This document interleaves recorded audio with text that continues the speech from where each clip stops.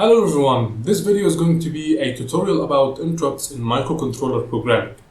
In this tutorial we will be explaining what an interrupt is. Then we are going to facilitate our learning through examples performed on the STM32 platform. Throughout the tutorial we will show different examples with different interrupt configurations. The exact development board we are going to be using is the Blue Pill. Now this exact Blue Pill is equipped with the STM32 F103C6 microcontroller. And throughout the tutorial we will be surfacing and diving deep into the documentation for this microcontroller. So we will be looking at stuff like the reference manual, the programming manual, and some datasheets. A couple of buzzwords that we may face in this tutorial is an NVIC, a EXTI, a pending bit, and many other buzzwords we are going to discover in great detail. So without wasting any more time, let's dive deep into the video. Okay, so I have prepared a very boring looking PowerPoint, sorry for that, but hopefully it's going to get the job done. So, interrupts in STM32. But first I want to clear a misunderstanding that is surprisingly very popular among beginners. There's a difference between a microprocessor or a CPU and a microcontroller. There's a big difference. A microcontroller has a microprocessor inside it, or a CPU inside it. Why am I saying this and why are we getting into the architecture of a microcontroller?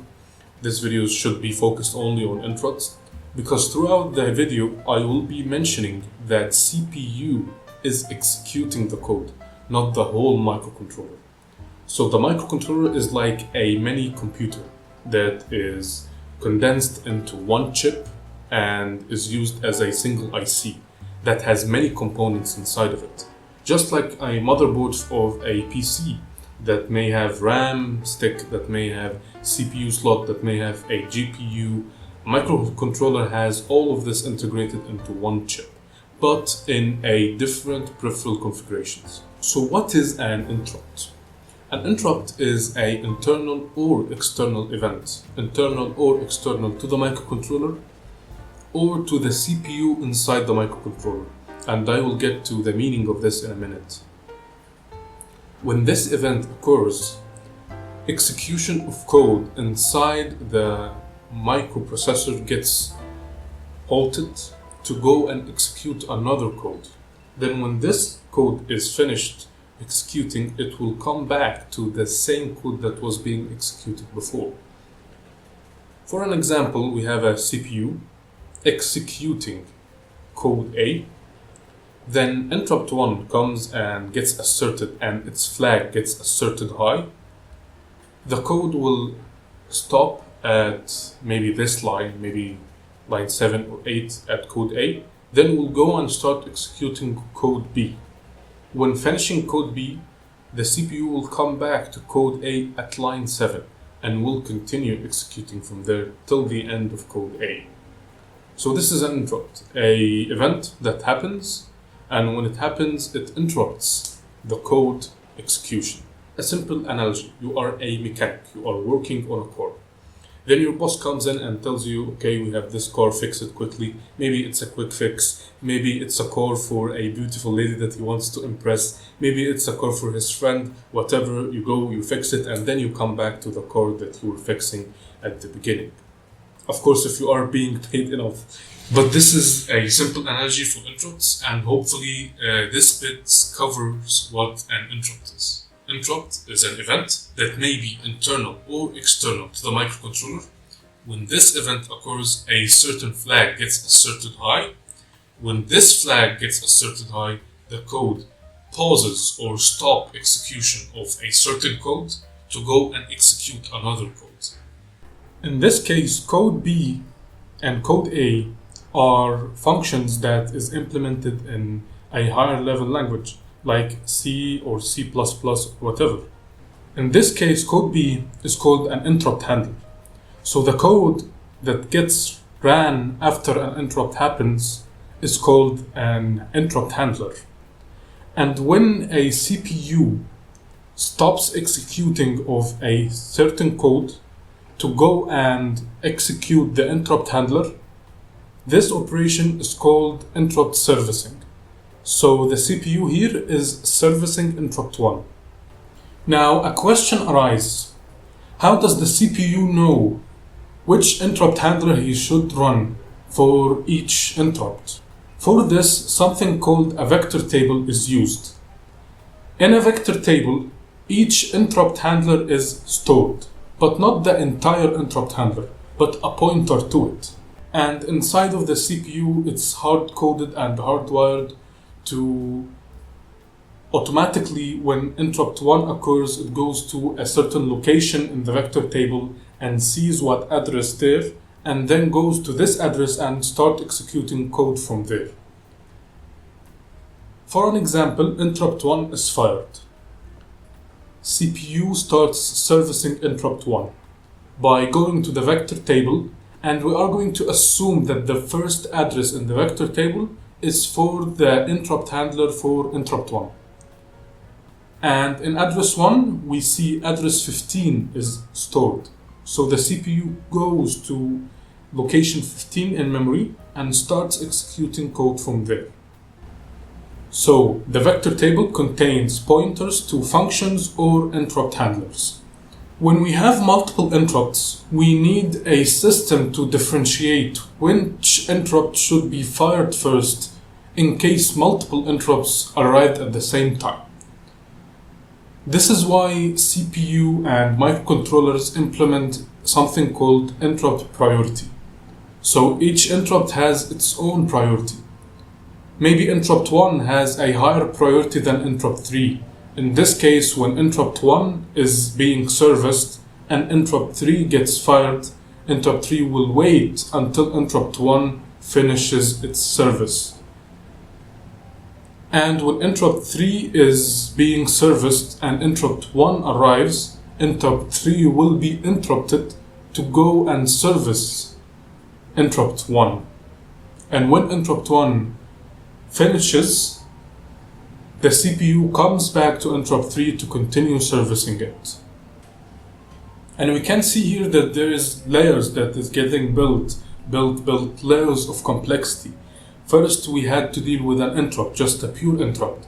Then each interrupt has its own unique handler that is being stored in a vector table. Then we have a new level of complication, which is the priorities. Then the next level would be that every interrupt now has different states. An interrupt could be waiting to be serviced, an interrupt could be firing, an interrupt could be inactive, and so on. So each interrupt not only has its own unique interrupt handler and priority, but it also has its own state. Now this is getting way overcomplicated for the CPU to handle all of this. And this is why a separate controller is usually implemented to help the CPU manage all of the interrupts. So it handles all of the priority, all of the vector table, all of this stuff, and just commands the CPU to execute a certain interrupt or to stop a certain interrupt. A detail that is worth mentioning, most interrupt controllers uses something called pending bit to manage the different states of an interrupt. And we will see how we can use this pending bit in the next sections of the video. So let's do a quick recap. So far we have learned what is an interrupt in general. Now we are going to know how can we implement interrupts in any microcontroller, whether that be an STM32 or a ESP32 or whatever microcontroller. So to really learn microcontroller programming, you have to get deep into the documentation of the microcontroller and know how everything is configured and laid out. And this is what we are going to do in this video. When surfing the documentation of any microcontroller to learn how to implement interrupts in it, there is three main things that we want to really know. The first thing is the vector table layout of the microcontroller. Then we want to know more about the interrupt controller of the microcontroller. How can we enable and disable interrupts through it? How can we manage priority? How can we manipulate the pending bit in this controller? Then the CMSys functions. Now what is CMSys? When a manufacturer makes a microcontroller, it makes a separate library to interface with this microcontroller. This library is a high-level abstraction layer to abstract all of the hard register programming stuff. You can just use a simple function that does all of the work for you. Luckily, STM32 provides a library called ST-HAL library. It's an amazing library that is quite documented, well documented, and we are going to go deep into this library as well. But first, let's take a look at the reference manual of the microcontroller that we are using in this video, which is the STM32F103C6. And here we begin with the reference manual of STM with a couple of STM32 microcontrollers. One of them is the STM32F103, the one we are using in this video. And I'm just going to go straight into interrupts and events. And the first thing we are presented with is something called Nested Vectored Interrupt Controller, NVEC. Now what is the features of this NVEC? It has 68 interrupt lines, it has 16 programmable priority levels, it has some power management control and other technical jargon that is not very important to us at the moment. So it seems that this is the interrupt controller that we are looking for. So we're going to assume that for now and see if our assumption is correct as we go by in the reference manual. Okay, and then we are presented with the vector table, which is very important information for us. The position field is not that important. What we are really going to take a look at is the priority, type of priority, acronym, description, and most importantly, the address. And we see that the vector table for this exact line of microcontrollers starts at 0 hex address. Meaning that, as we have said before, the vector table is the first thing that gets loaded into the memory. So in this case, in this microcontroller, this seems to apply. But if we take a close look, we can see here that the first couple of entries are grayed out and are quite distinct from the rest of the entries. And as we go down in the continuation of the vector table, we can see that the first couple of interrupts are clearly separated from the others. Now, these are, the exact numbering of them are 15 interrupts. These interrupts are called exceptions. I think it's a good point here to explain the difference between internal to the CPU, external to the CPU, and internal to the microcontroller, and external to the microcontroller altogether. So let's get back to our slides in a moment here. Okay, so we are back at our amazing looking, beautifully constructed PowerPoint presentation. So here we have the entire microcontroller. Now, spare that this architecture is for the big microcontroller, they are all the same, it's not really a big deal. And we can see here that the CPU is part of the microcontroller, as we have already established in the beginning of the video. But we can see here that peripherals like the UART and SPI and so on are all internal to the microcontroller. So any event that happens in these peripherals are considered internal to the microcontroller, but external to the CPU. And any interrupts that happens on the GPIO ports are considered external to the microcontroller. So for example, if we have a button and a user presses on the button and we want to activate a certain interrupt, this interrupt is considered external to the microcontroller. And this is going to be very useful in a few minutes. Now, if an event happens inside of the CPU, this is considered an exception that is considered an interrupt that is internal to the CPU. Back to the reference manual. So all of these entries and interrupts are all external or exceptions. And we can see that every entry inside of the vector table, there is an exact address for it. And if we poke inside of this address, we will see that the value of this address is a pointer to another address in memory. Now this address contains the beginning of the handler that serves this interrupt. So the first couple of entries we don't have to touch. Some of them, of their priorities, are settable, and 3 of them are fixed. Then we have a couple of interrupts that are usable, so you can modify them and are not exceptions. For an example, let's take a easy to understand one. For an example, a UART interrupt. So maybe you have received the data at the UART peripheral, and when this data gets received, you want to execute a certain code. So this the interrupt that is going to be used. But what are these EXTI interrupts? They appear multiple times throughout this document, like here and here, and also here. What are these interrupts? Well, if we scroll down even further, we get to this section, which talks about something called external interrupt/event controller. Now, essentially what this controller is responsible for is managing external interrupts. So interrupts that happens on the GPIO pins. So this controller deals with the interrupts at the GPIO pin. This diagram explains how different pins are wired inside of the EXTI controller. We can see that the pins with the same numbers gets served the same interrupt handler. So for example, all pins from all ports that are 1s are connected to the EXTI 1 line.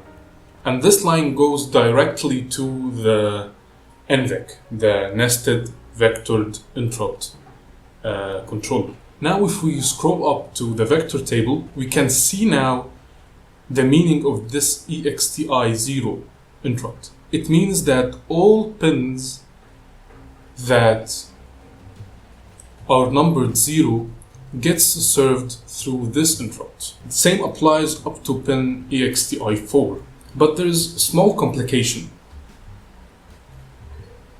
EXTI lines from 5 up to 9 are all served by one interrupt. And also the same happens with EXTI lines from 10 to 15. So this is something that you should consider when designing your firmware. This section explains how you can enable and disable interrupts through registers. But as we have explained in this tutorial, we will be focusing on the high abstraction layer, which provides function that abstracts all of this details by just one line. More information about the EXTI, like it features 20 different interrupt requests. So the 16 pins that we have, then additional 4 ones. If we go back to the vector table, we can see them. First, the PVD, which is something called programmable voltage detector, something quite advanced. Let's just get over it for now. This is served through a dedicated EXTI line. Another peripheral that can be interfaced through the EXTI line is, if I can find it, the RTC, the real-time clock alarm. It's served also through the EXTI line interrupt. Something related to USB, OTG, wake-up, peripheral is also served through the EXTI interrupt line. Ethernet also is served through the EXTI line. Unfortunately, this is all the information that is useful for us at the moment in the reference manual.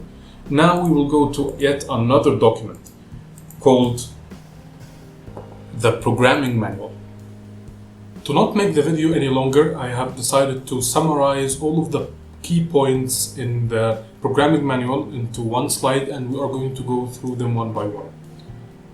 Firstly, when enabling an interrupt, first you have to enable it at the NVEC level, and you also have to configure the peripheral that is related to this interrupt to also work in interrupt mode. For example, if you are going to enable interrupts from a UART peripheral, first you have to call the function that configures the UART peripheral in interrupt mode, then enable the interrupt on the NVIC level. And we will see examples very shortly implementing this. Interrupts can be either enabled or disabled, active or inactive, pending or not pending. There is one detail that I have forgot to add here, the pending bit. The pending bit is either 0 if it's not pending and 1 if it's pending, and you have to set it clear after every interrupt is firing. Meaning that if an interrupt is called and the pending bit for it is not cleared, the interrupt will be refired again. So the pending bit is what determines if an interrupt is active or not active, pending or not pending. Cortex M3 and M4 and 7 based microcontrollers allow for something called grouping and subgrouping of priorities, meaning that you can have groups of priorities and inside these groups have sub-priorities. These microcontrollers allow for a total of 16 levels of priorities divided among the groups and subgroups. A very simple example, you may have an application that groups all of the interrupts that are related to the user into one group and all of the interrupts that are related to the sensors into one group. And inside these two groups, you will still have 8 more priority levels. 8 times 2 is 16, so it adds up to 16 levels. And this is what is useful to us in the programming manual. Let's not spend any more time and jump right into implementation and examples. These are some of the ST-HAL library functions that we are going to use. The first 2 is for enabling and disabling the interrupt on the NVIC level, not the peripheral level. Then the next 4 are for interrupt lifecycle, and the last 4 are for priority management. I'm going to change now the perspective to the STM32 Cube IDE. Okay, I believe this is going to be suitable. Let's carry on our tutorial. Assuming that most of the viewers are familiar with this IDE, I'm just going to give a small introduction to it without too much details. The IDE provides a graphical user interface to modify and configure the microcontroller in whatever way you want. So you can directly, through this GUI, set pins modes or enable certain functions and features of the microcontroller. So if you want to enable UART, you can just go right into connectivity and go to UART1 and just enable it, or enable whatever mode that you want it to run in. It's as simple as that. And when you click Control Save, the program is going to generate the correct code to implement the configuration that you have set. We are going to start with a very simple example of a user button and an LED. When the user presses the button, the LED toggles. So let's start out. In my setup that I'm going to show you in a minute, I have the button connected to the PA0 pin. So we're going to just click on it and literally select GPIO EXTI0. If we remember back in the tutorial, EXTI0 is connected to all the 0 pins. And I have the LED connected to A1. So we're going to configure that to be a GPIO output. And that's it. You just save the file and you click yes, yes. And the software is going to generate all of the code required. ST provided a library called ST-HAL library. Then they provided a software to generate code for this library. It's getting way too simple and way too easy. And as you can see, it has generated a main.c file. And if we just scroll down to the main function, we can see first initializes the HAL. Then it configures the system clock, then it initializes the GPIO peripheral. Let's go deep into the GPIO peripheral function just to understand what is exactly happening. First, it enables the bus clock, which is something very important when configuring GPIO pins.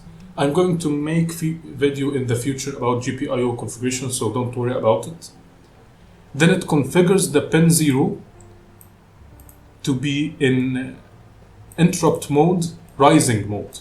So when we click the button and it goes from low to high, this is when the interrupt is going to be fired. No pull resistors.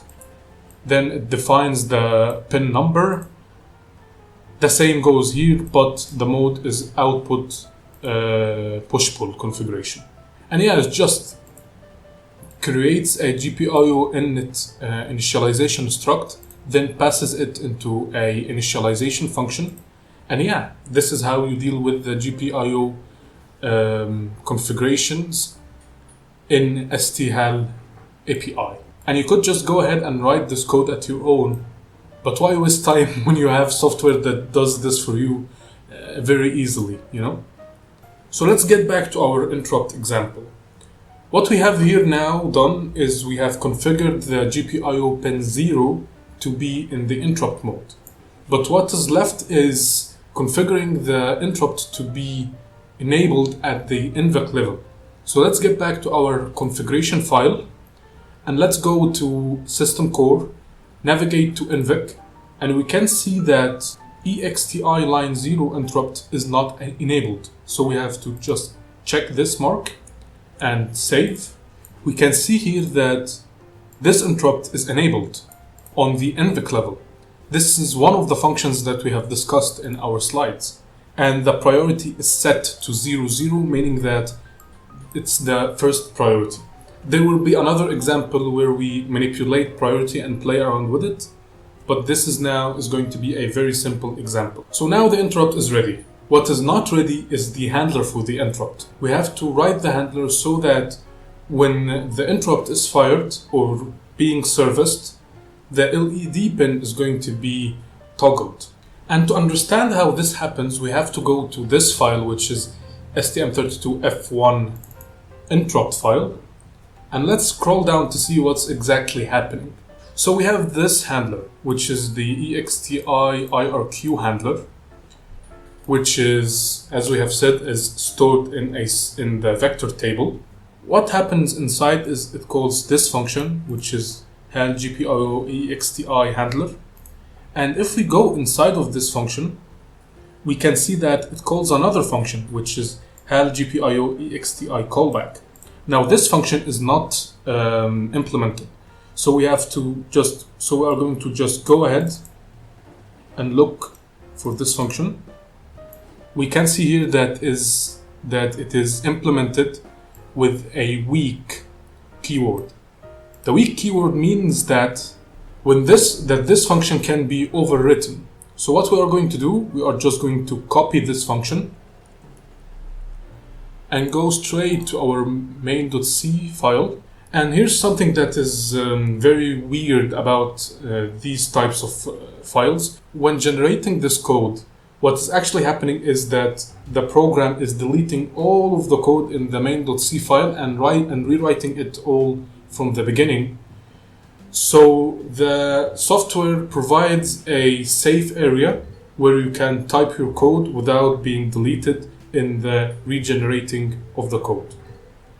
And this is one of the areas. So we're going to paste our function here. And what we are going to write in is a very basic call to the HAL function, HAL GPIO.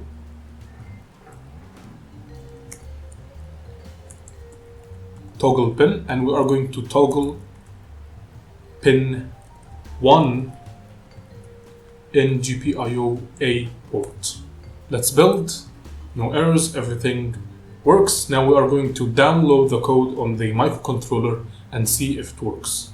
Excuse me for the low quality, but this is my current setup. Here's the development board, and here's the button. Now there is some circuitry to avoid debouncing and stuff like this. I'm going to put somewhere on the screen a diagram for this exact circuitry. And on pin 1A, we just have it connected to a resistor, a current limiting resistor, and connected to the LED. It's just some basic circuit stuff, guys. So if we press the button, we can see the LED fires or lights up, and when I press it again, it's going to be turned off. So this is a correct implementation. What is happening here, when we press the button, an interrupt EXTI0 is going to be fired, and the callback function will be called from the original function that we have specified. So if we go here in a moment in the interrupt file, what's happening here is when we press the button, this function is being called. Now inside of this function, there is some protection, and there is also a clear IT function being called, and I'm going to mention this in a moment. Then our callback function is being called, which is implemented right here, and inside of this function we have our toggle pin function. So this was a very simple example on how interrupt works. Now we are going to get into more advanced implementations. Okay, I have prepared here a very interesting example. We have two blinking lights. The red light is with a higher priority than the green light. And let's see what this code does. If we press the green light, then it's going to start flashing. But if we press the red light, the green light is going to be interrupted and the red light will be started to be served. If we click the red light again, then this interrupt will be stopped, and then execution will get back to the green light. If we press on that again, then this will stop as well. Now these buttons toggles the LED. They don't turn them on and off in a particular state. They just flip them. So if I do this and I get the exact timing, the green light will be on as well, and the red light. Now let's do a small demonstration.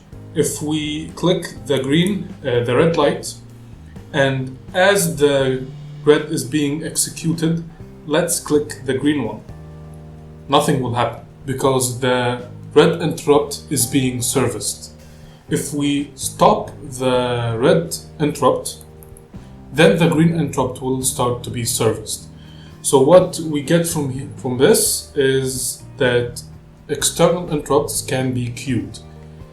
I cannot say that the same can be applied for the same peripherals, that their interrupts can be queued, but at least for the GPIO, they can be queued.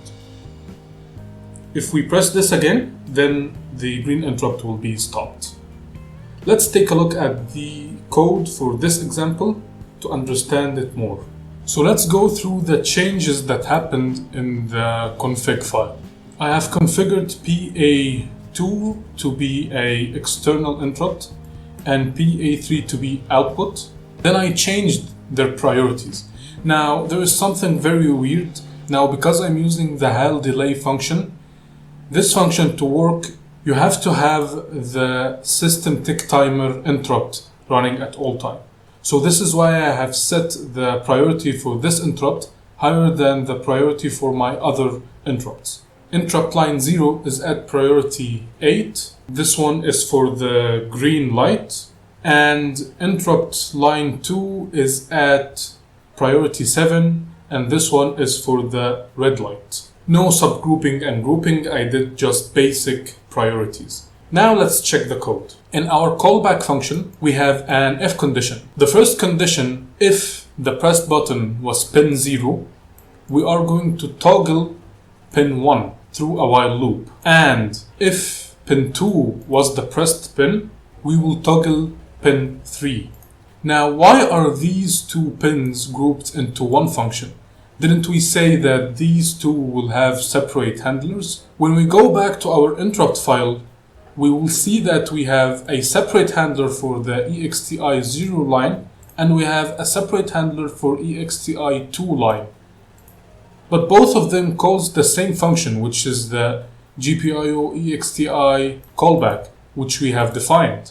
But the context is different. You see, when we are pressing the green button, a lower priority is being executed. So this function is being called but with a lower priority compared to the red button when pressed, then the callback function is called with a higher priority. Hopefully this makes sense. Yes, both pins are implemented in the same function, but keep in mind that they are separate interrupts. The main caller is with a higher priority. Let this sink in for a couple of minutes.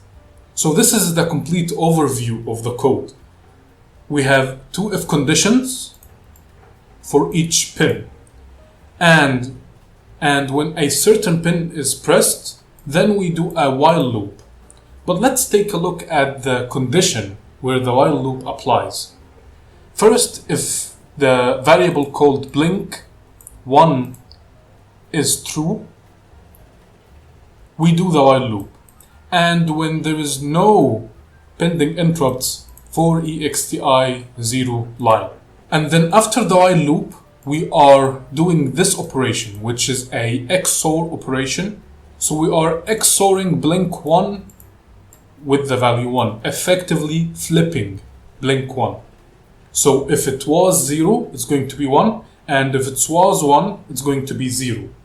Why do we have the blink variable here? This achieves the behavior that when we press the button, it's going to change the condition from blinking to not blinking. And we have the function getPending, and we are passing in the interrupt EXTI. When this interrupt is pending, meaning that we have already pressed a button, this function is going to be returning 1. What does this achieve? When we have pressed the button and the LED is blinking, when we press the button again, the code is going to be trapped inside of this while loop. So what is this condition doing? It is just checking if we have pressed the button again or not. So let's remove it for the sake of it. Let's remove this condition. And let's try to run the code now. Okay, let's see now what will happen. If we press the green button, it starts blinking.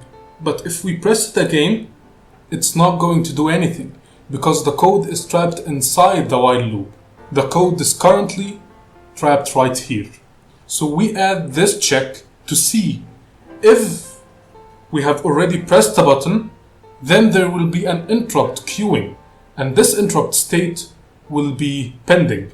So we check if this interrupt is pending or not. If it's pending, then stop executing this while loop because the condition will not be met. But if it's not pressed, then continue on with the while loop. And the same applies for the other pin. And we have the blink variable after the while loop because if we have to place it before the while loop, when we first start the code and start the microcontroller, we would have to press the button twice. I will leave you to try this at your own, as I will leave all of this code down in the description below for you to test and try out at your own. Thank God this video is over. It took so long to record. Honestly, I don't know how these YouTubers make videos daily. It's very hard to record, guys. But yeah, I tried to provide as much value as I can in this video. I hope this video was useful for anyone. Excuse me for any technical mistakes I have done throughout this video. I'm always open to correctness down in the comment section. Be sure also to leave your feedback down in the comment section and tell me if this video was any help to you. I will try my best to make higher quality videos in the future, so stay tuned for the upcoming videos. And yeah, thanks so much for watching and see you in another video.